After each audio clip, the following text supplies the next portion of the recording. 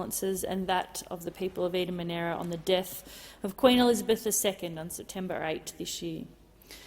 I wish to recognise the extraordinary and long-lasting contribution she has made and the great sense of loss being felt across Australia's territories, the Eden Monaro region and our very diverse communities.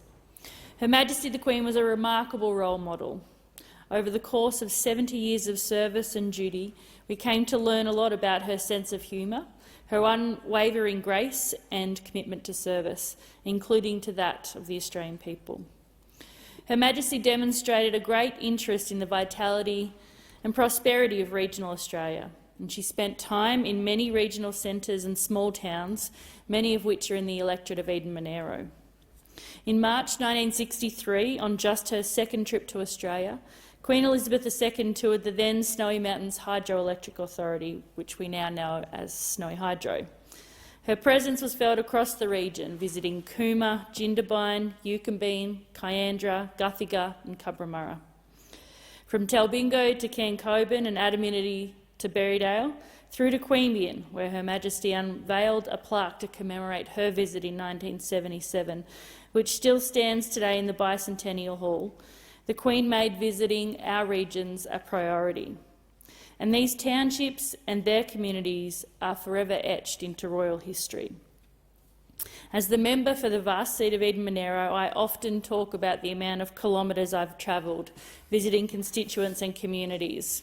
And it is not lost on me when reflecting on Queen Elizabeth II's journey across Eden Monaro, across Australia and the entire Commonwealth, that her journeys would have taken in probably millions of kilometres, travelling the realm, visiting communities big and small, to express her service to our communities.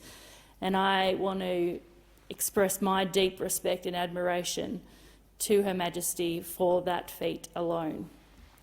Throughout her visits, Her Majesty gained a deep understanding of regional Australia and the hard-working people in these communities. In her leadership and service, she has inspired countless people to advocate for and represent their own communities. And I want to acknowledge the lasting connection Queen Elizabeth II has with two organisations that are especially active across Eden Monaro. First, from the Country Women's Association, who have said through my office, our deepest sympathy to the royal family on the passing of Her Majesty Queen Elizabeth II. The Queen was an inspiration to us all through her dedication and service to our country. May she rest in eternal peace. And from the Girl Guides, who said, Her Majesty has a strong connection with Girl Guides from when she made her Girl Guide promise at age 11 as a member of the first Buckingham Palace Guides. At Girl Guide halls throughout Eden Monaro, portraits of the Queen have been a constant in the lives of the many girls and women who have passed through them. Her Majesty showed the world the strength and courage of young women when they lead. Her Majesty demonstrated what it is to do your best and to positively contribute to your community by keeping a promise that she made in her youth. No matter how short or long her life would be, it would be one of service.